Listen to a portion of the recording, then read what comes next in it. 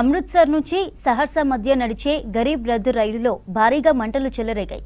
పంజాబ్లోని సరిహద్దు దగ్గర ఈ ప్రమాదం జరిగింది. మంటల ధాటికి 3 బోగీలు దగ్ధమయ్యాయి. ఘటనతో ప్రయాణికులు భయాందోళన చెందారు. పొగను గమనించగానే లోకో పైలట్ ఎమర్జెన్సీ బ్రేక్ వేశారు. వెంటనే రైలు నుంచి దిగిపోవాలని ప్రయాణికులకు సూచించారు. దీంతో పెను ప్రమాదం తప్పింది. ఈ అగ్ని ప్రమాదం గురించి సమాచారం అందుకున్న రైల్వే అధికారులు, అత్యవసర సిబ్బంది ఘటనా స్థలికి చేరుకున్నారు.